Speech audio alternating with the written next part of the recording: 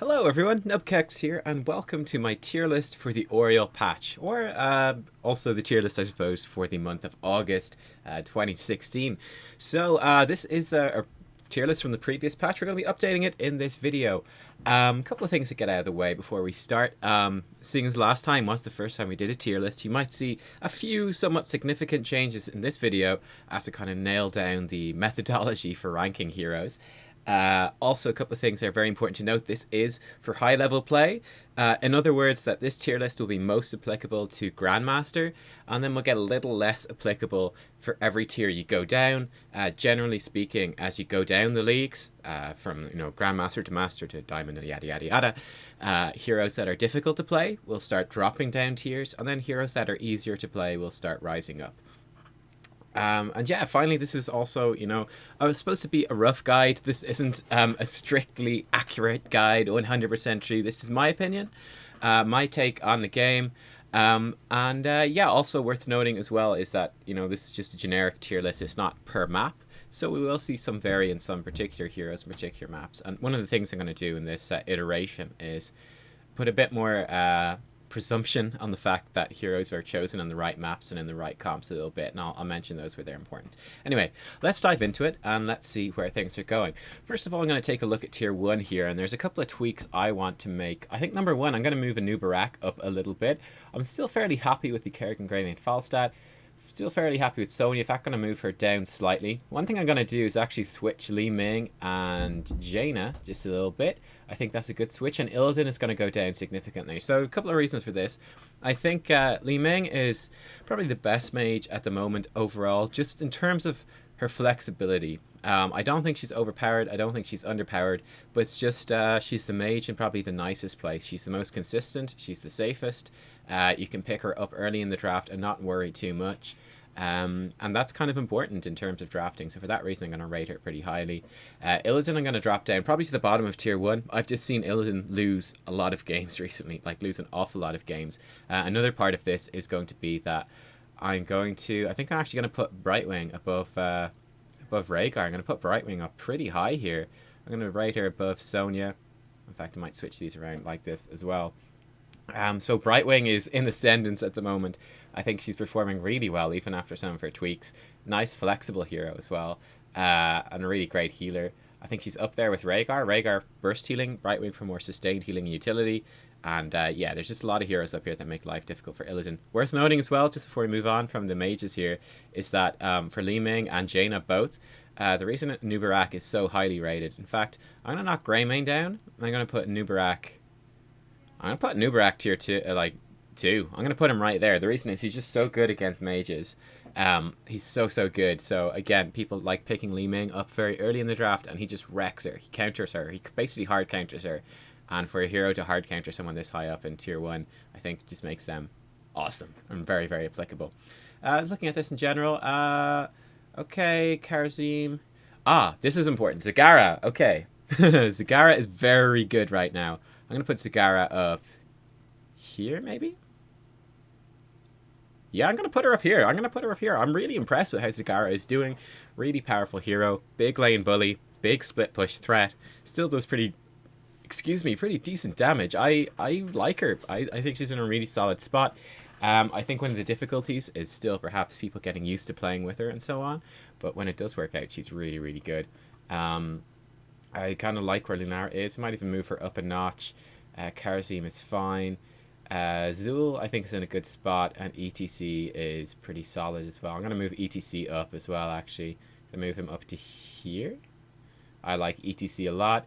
Gonna move Sonya down a smidge, and probably move Zul down a smidge as well to there. Okay, I think that's pretty reasonable for tier 1. Let's look at tier 2, and let's look at some of the movements here.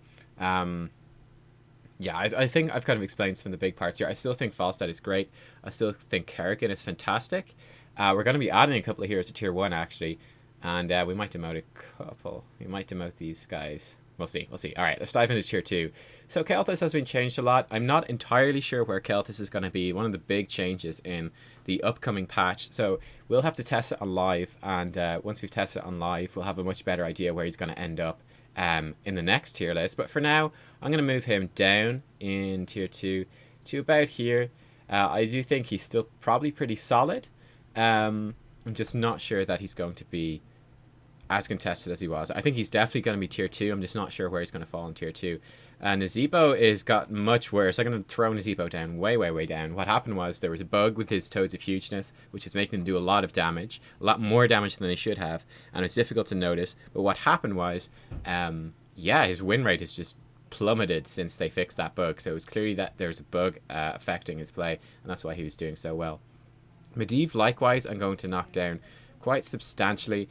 This is a couple of big changes here. Medivh hasn't been changed. However, I'm kind of coming to realize that Medivh is so difficult to play that even, Grandmasters can probably pull it off, but even Masters players can kind of struggle sometimes. And I don't know, I just haven't seen him be that successful in these games. So that's why I'm putting him down a bit. I do still stand by what I said before, though. I do think he is a very good character. I just think that he's so difficult to play that, just realistically speaking, when it comes to Hero League, he needs to be down a bit lower. Thrall, I'm actually considering promoting Thrall to tier 1, and in fact I think I will do that. I'm going to pop him up here. In fact, I'm going to pop him above Karazim. So big, a tier jump for Thrall. I was very concerned with the last one that Thrall's lack of wave clear would be a big, big issue. However, he's still just a consistently strong hero. He's good, again, in most drafts, so you can pick him kind of blindly and he works pretty well. He's just solid, he's effective. I like what he can do, and it's pretty cool. Another hero I want to move up to tier 1 most definitely is the Lost Vikings. I'm actually going to throw them up.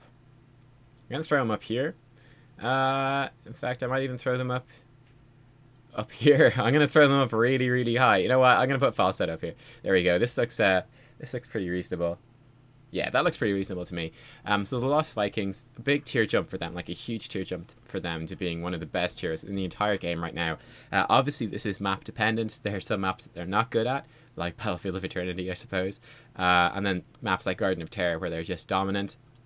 It's one of those heroes that's kind of difficult to rank because they are very unpopular, really. They get played so infrequently, but they have a hugely high win rate. When they are picked, it's usually by, I feel, people who are somewhat good with the hero. They know when to pick them, and once they're used in that situation, they can just dominate. They can just win games so effectively. Lost Vikings, very powerful. You have to counterplay them as well, which can be difficult. I really like them. I think they're great. I think them and Zagara are kind of competing for a really, really cool, like, sort of split push, split team sort of spot, and it's very strong right now. Looking here, I like Tychus being high up in tier 2. I might even knock Tychus just that little bit. I'm going to knock him up a little bit higher. Obviously, he's stronger against warriors where he can stop and fire. But I'm wondering, he might be better than Keltis overall now. I'm not sure. Tyrael, I'm going to put Tyrael at... I think I'll put Tyrael at the top of tier 1 here. I do like Tyrael a lot. I'm even considering putting... Sorry, top of tier 2. I'm considering putting him into tier 1. Sanctification is so strong. It's so good against what a lot of heroes are trying to do. In fact, I will knock him up here. I'm going to knock him up there. Yeah.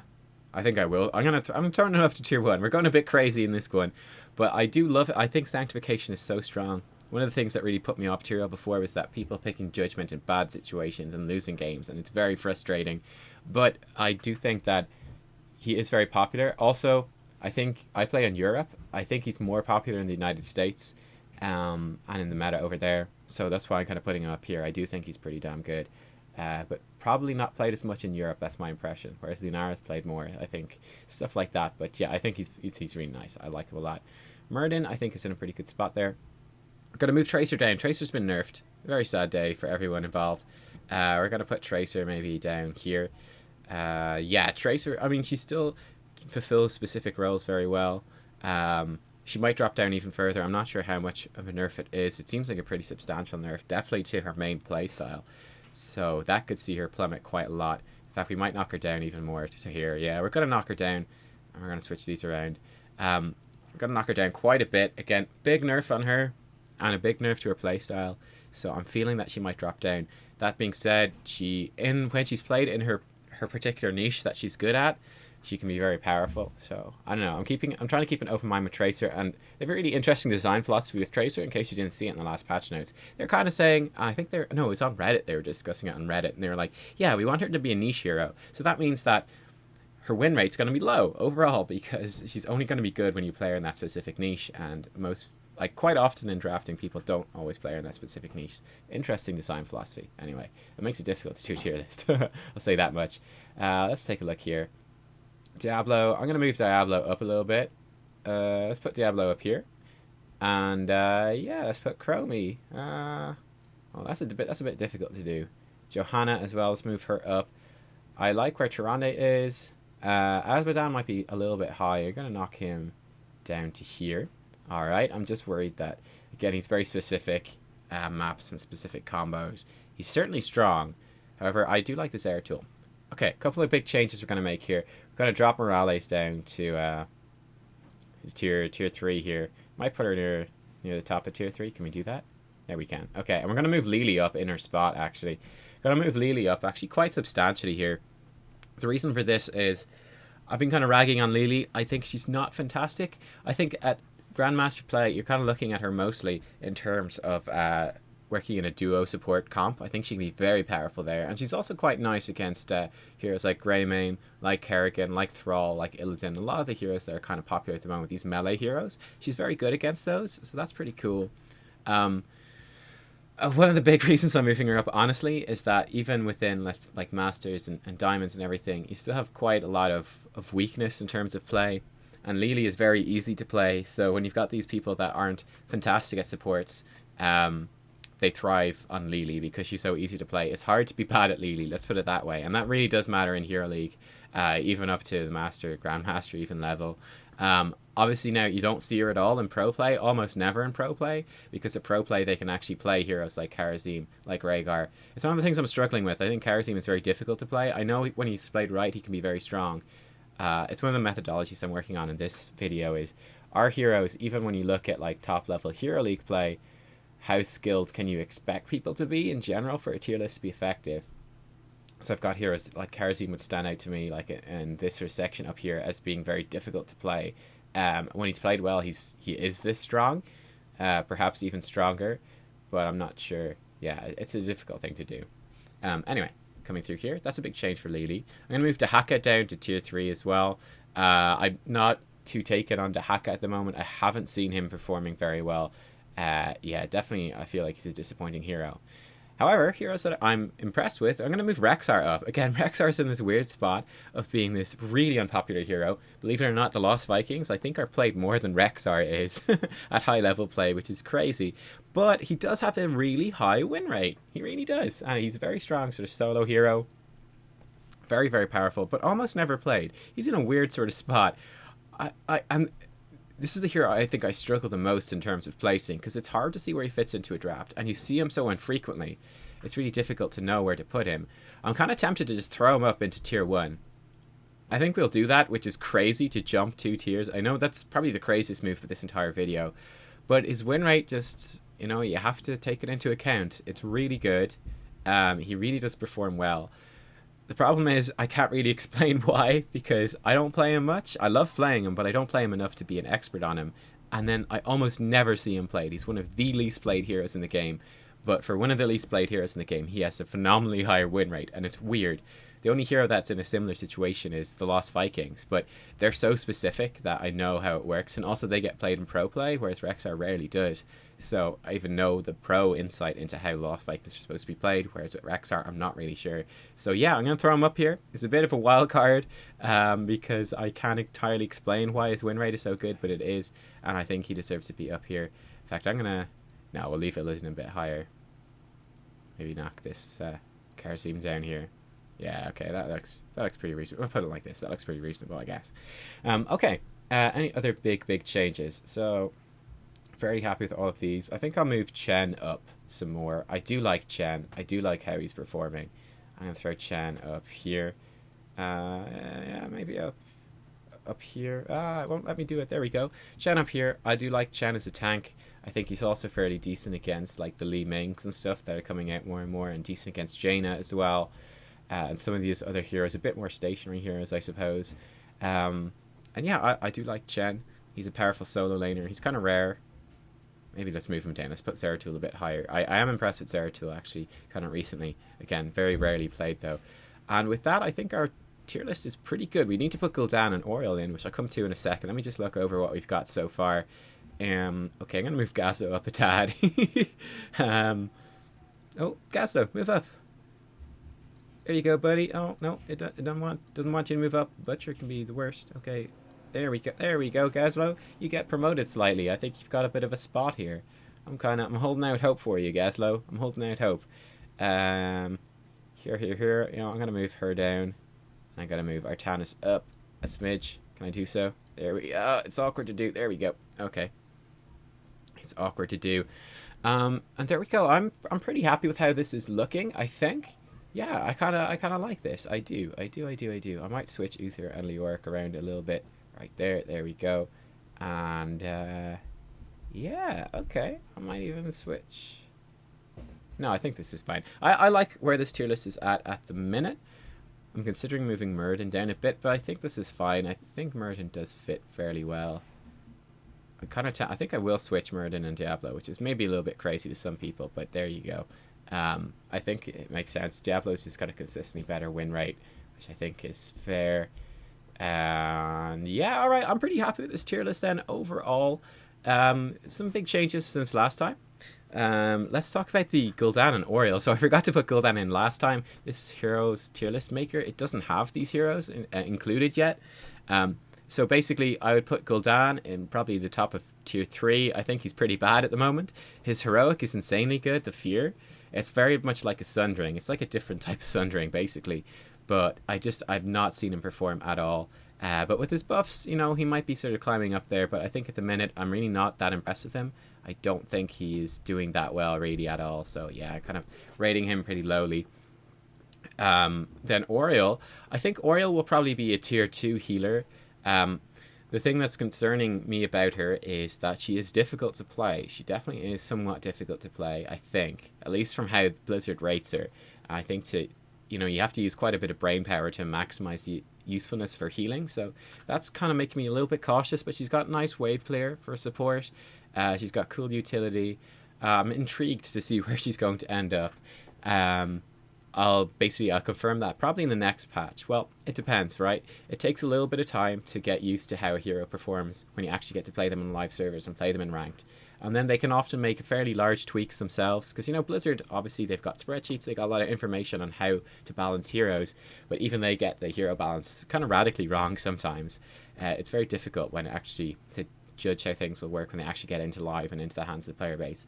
So Auriel, we'll see. There might be big tweaks to her, as I said. You know, even Blizzard doesn't get it right. There might be big tweaks in like the patch, like a month down, 2 weeks to a month down the line, somewhere around that time frame. And then maybe a couple of weeks after that, we'll have like a really good idea where she's going to end up. It just takes time for new heroes to be placed. I'm going to assume she's going to be placed somewhere in tier 2. She seems pretty useful. Probably maybe here, maybe a bit higher than Uther. I don't know. But yeah, there you go, guys. That's the tier list. I'm fairly happy with how this is looking. I'm fairly happy with how it's shaping up. I think it's pretty reasonable so far. We might see, again, some more changes as things go. But this looks pretty solid, I think, for the minute, for how Hero League is looking. Give it a like if you found the video helpful. And yeah, this was a bit shorter than last time. How long is this one? Oh yeah, under 20 minutes. Holy crap, that's a big improvement. Maybe a little bit long. Again, there were still a few fairly big changes as I'm getting used to the methodology. Let me know as well what you think.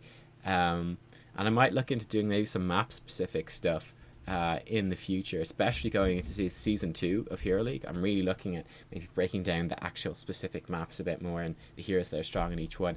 Anyway, if anyone has insight as well into Rexar, please let me know. If you are a Grandmaster Rexar player, please get in contact and talk to me and tell me why your hero is so successful yet so unpopular. I'd be curious to know. Anyway, guys, thank you. I'll see you all next time. Bye-bye.